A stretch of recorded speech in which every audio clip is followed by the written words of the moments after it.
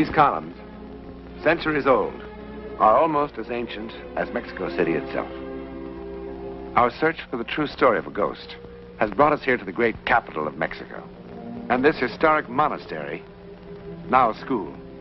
What's more, there is a man yet alive who lived a century in one night within these very walls. You will meet him as soon as you have seen his terrifying experience.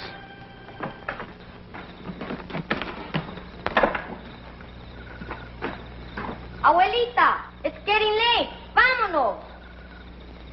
Santa will be here in a momentito. There is plenty of time. He's just seeing that the other gates are locked.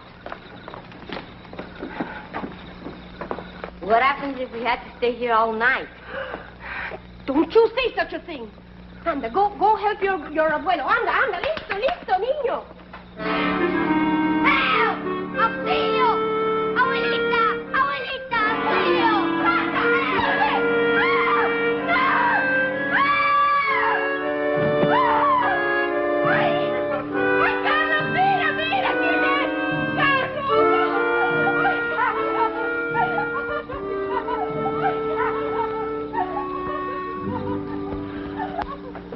Take a little tequila, it will give you strength.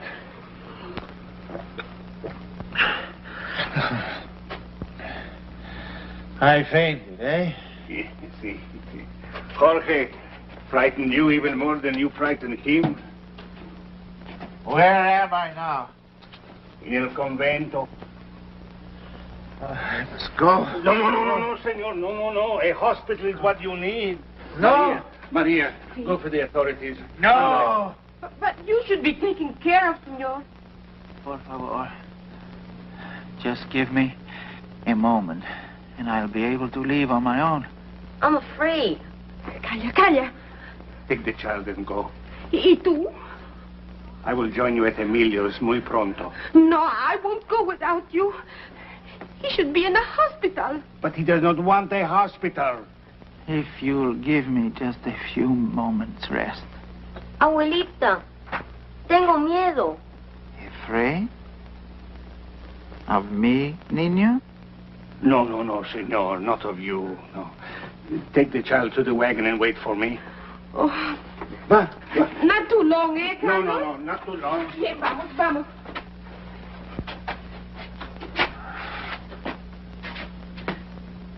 If not me, who is the child afraid of? I'll go find some food for you in the kitchen.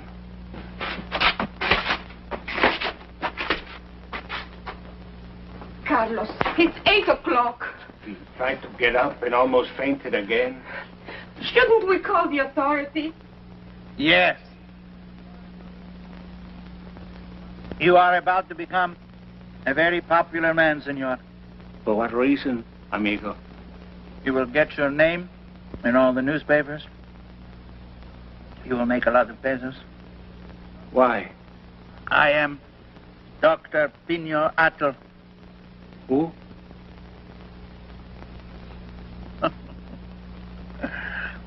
Such is fame, eh? I'm sorry, senor, but we live a simple life here. I was very close to the Presidente. The one they killed? The one they killed. But to have been a friend of his, is that a crime? The new government believes I was too much a friend. They put me in prison. I escaped for a while. Ay, Carlos, por amor de Dios, vámonos de aquí. Maria, the gentleman is going to spend the night here. ¿Qué? You will stay with him. Pero estás loco, Carlos, tú estás loco. He's going to be all right. No, it's dark already. Go to Emilio's. You don't think I believe in those stupid stories? Oh, but can't he go to the hospital? Oh, senor, I plead with you. See, my husband, he is not well. You see his arm? He has paralysis. Oh, please, senor, he cannot stay in this place tonight. But why? Do not ask her why. She will fill your head with foolishness. Aye, why are women such superstitious fools? She will tell you that the convent is haunted, that this is the night that the ghost wanders around. The ghost? Yes, everybody will tell you this is so. All women will tell you. No. Now go and take the child with you. No. I order this. Oh, bien, vámonos, Jorge, vámonos. But she actually believes it. She was terrified. A ghost? Oh, my. And coming back right on schedule. Like in all the terrifying children's stories, eh? No, senor. It's not a children's story.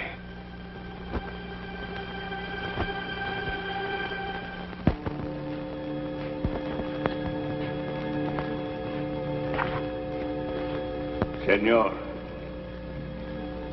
this is not the result of a children's story.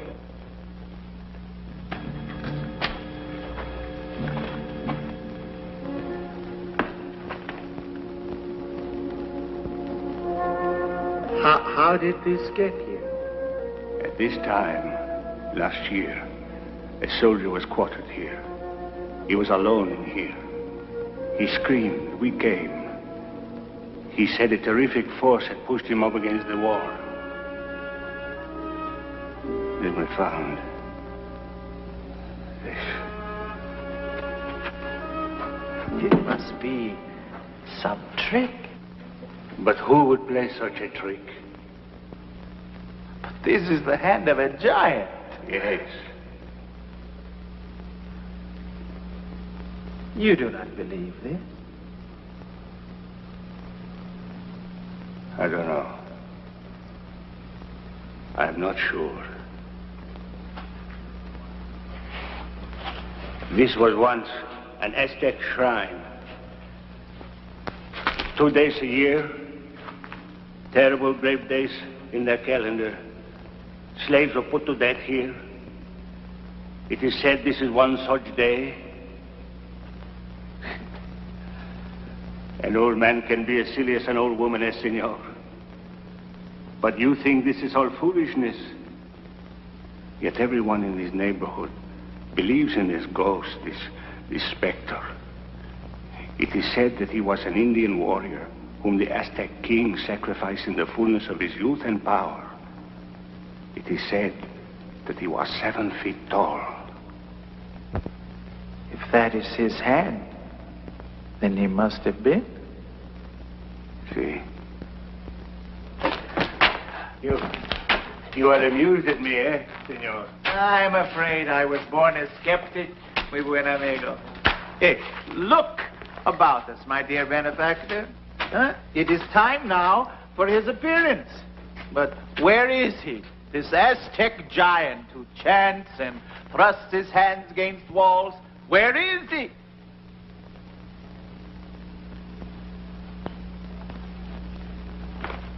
A man from the market outside El Convento came to the prison. He said, there is a man lurking about suspiciously, hiding. Somehow, he looks like the pictures of this Dr. Atl I saw in the papers.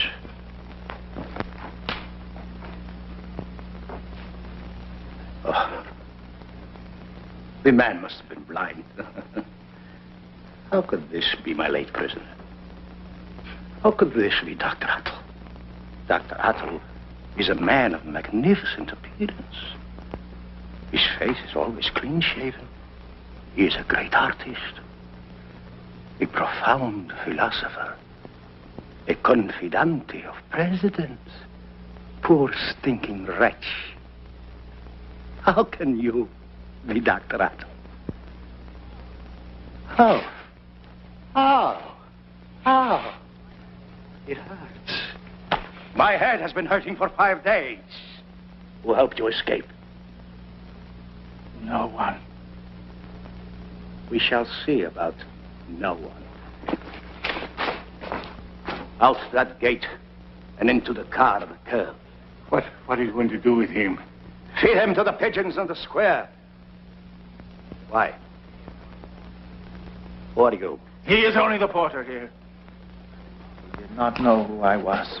Let him talk for himself.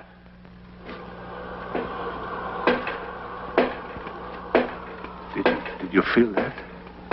Cold wind. A cold wind on a windless night? ¿Qué pasa?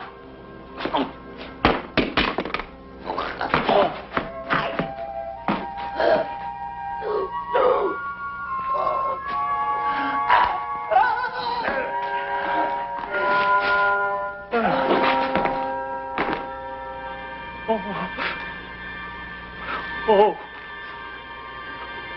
Oh.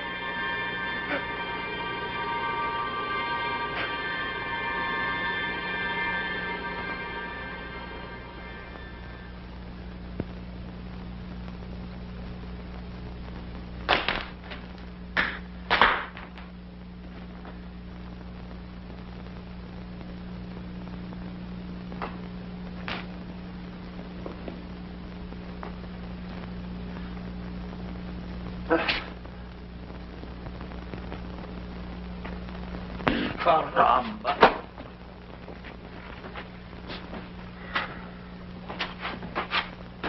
Sit down. Sit down, Doctor.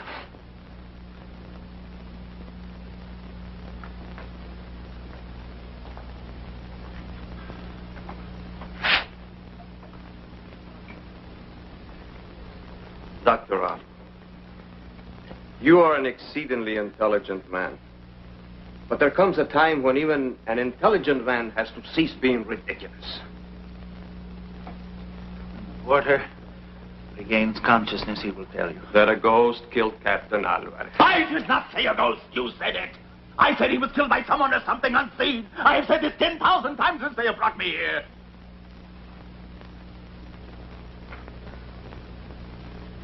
You're a man whose luck has really run down.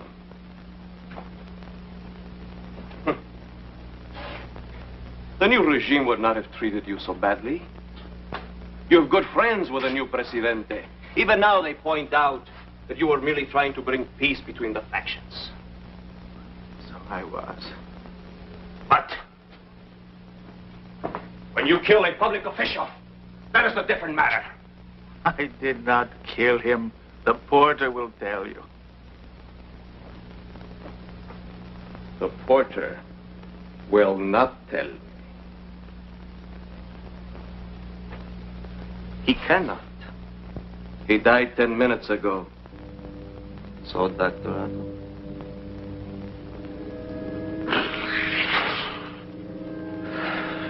He would have told you the truth. How safe you are in saying that now. I did not kill him.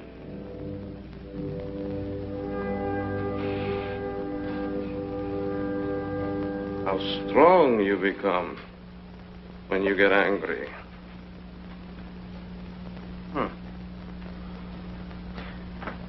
Would you like to hear the surgeon's report?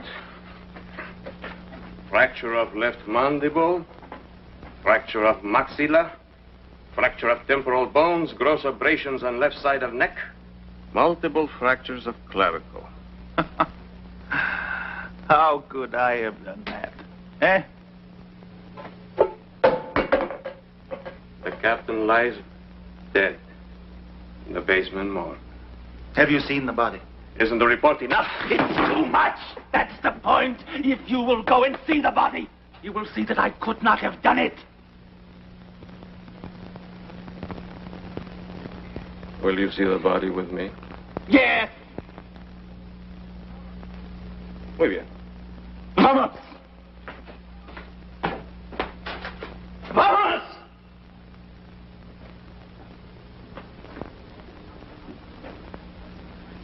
Captain Alvarez's widow claimed the body early this morning. Where was it taken? Apparently, the captain was not a religious man. Still, the body could not have been buried so quickly. No, he was not buried. Where can we see the body? But you cannot. The captain was cremated about 4 hours ago.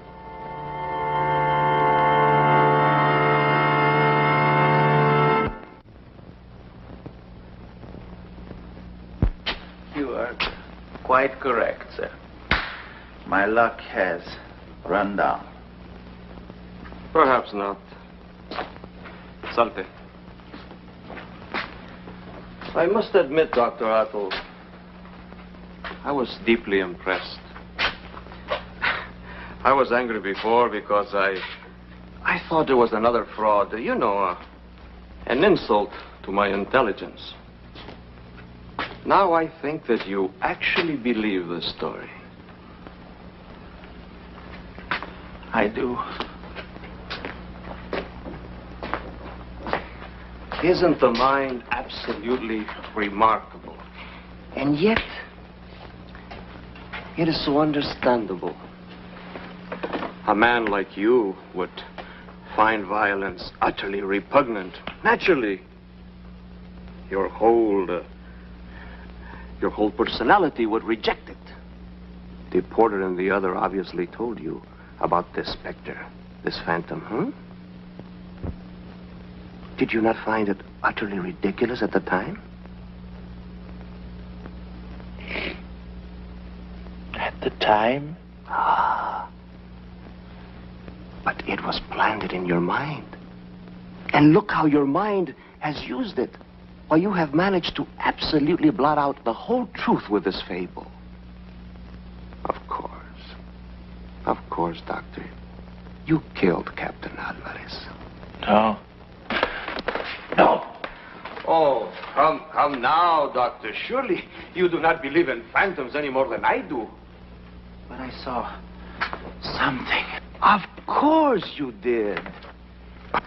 Of course you saw something. Your mind created something to shield you from this act of violence, which is so against your nature. You have heard of such things. But this was different.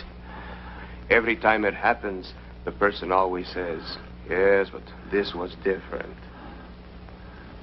Come now, my friend. It is not so bad. I'm sure our office would consider a plea of temporary derangement. Frankly speaking, this Captain Alvarez was somewhat of a sadist. But a man of your stature, your intellect, would be treated gently. My head is bursting.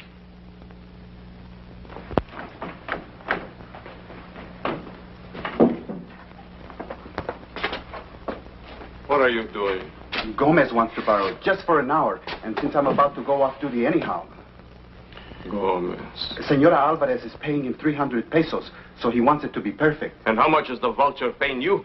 Nothing, sir. I assure you... You assure me? Get out. Go on. 300 pesos. The vulture.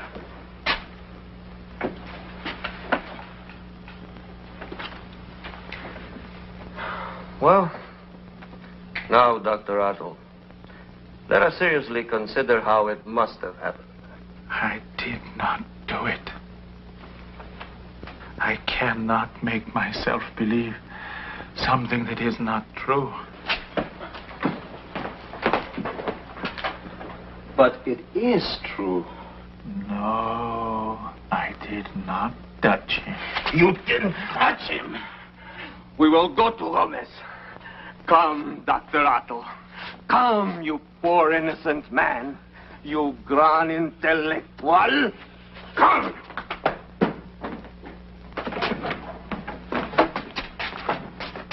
Gomez, I brought this gentleman along to show him what you are doing for Captain Alvarez's widow. But it's not ready. There's much work yet to be done. Show us what you have. But, Colonel, it's impossible. Muy bien. You are barred from entering any public building under my authority or dealing with any of my men. No, por favor. Show us what you have. I suppose it must be dry by now. Though I would like to wait a few more minutes. Now. Gomez is also a very fine artist, Dr. Atl. He does very well making death masks for grieving orphans and widows. You see why I needed the photograph? Why I didn't want you to see it just yet. That's the trouble with working with plaster of Paris. It picks up everything, even hair. But of course, with a dead, it's more difficult. The flesh does not spring back into place. Look what the murdered hand did. Did you ever see such marks? But I assure you will be first rate when I deliver it to the senora. What fingers this brute must have had. Look here. And here. This strangler, Coronel Ferrero, what kind of a creature was he? He must have been a giant.